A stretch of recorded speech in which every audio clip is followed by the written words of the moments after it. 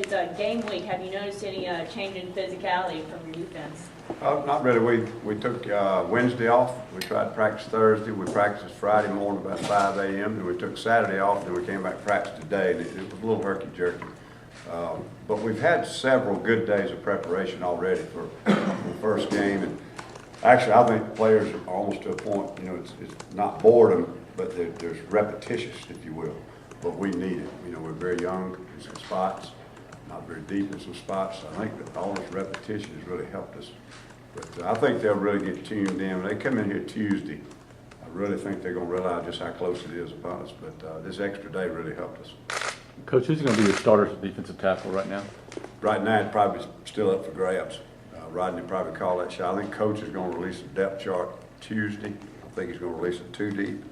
And it wouldn't shock me if it moved a little bit even after that. There's good competition going on in there. And there's also some guys that are banged up a little bit. So it could be almost a Friday or a game time decision who actually gets to pull the starting role. But there'll be 4 or 5 guys that play quite a bit.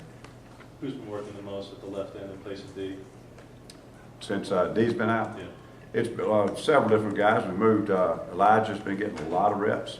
No question, I think Sanders has gotten the most reps.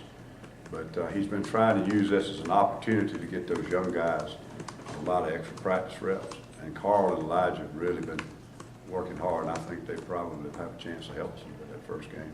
97 game with Kentucky. How much do you remember about that matchup? Because that was a pretty big game. The one when we played up there? Yeah. Well, we had the game won, and they lined up to kick. We lined up to kick a field goal, and they blocked it and ran it back for a touchdown and sent the game into overtime, and ended up beating us in overtime. But that's the main thing I remember about it. Blocked field goal, touchdown on the return, sent it into overtime. You've obviously worked with a lot of coaches in your career. What's it been like through the camp, and you've seen a full, off-season cycle now to work with Gus? Camp's camp, 90% of it, but it's been good. He's very organized.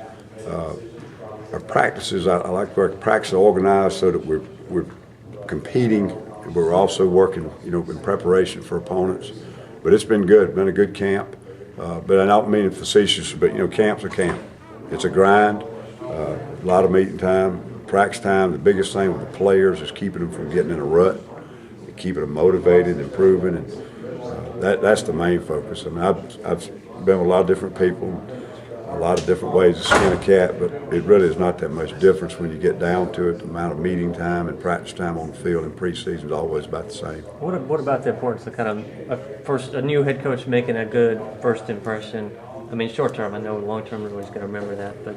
Well, I think it's good. The biggest thing for us right now is these kids have not been successful, and you've got to change. And I think the sooner we're successful together, the easier the transition is going to be. It's just human nature. Until we have success together, there's going to always be that little lack of trust or lack of buying in, if you will. That's human nature.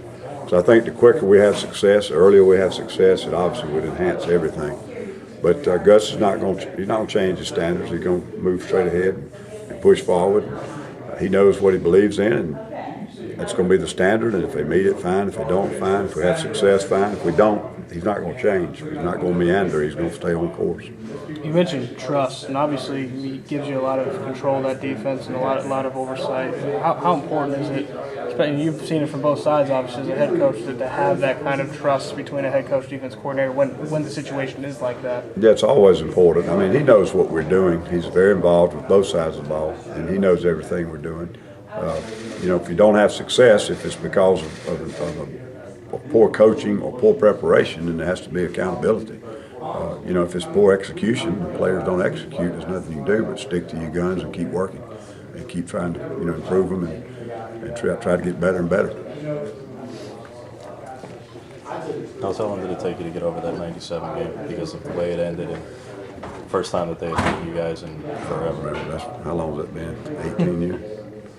97. Y'all do the math. But 16 years. I don't remember.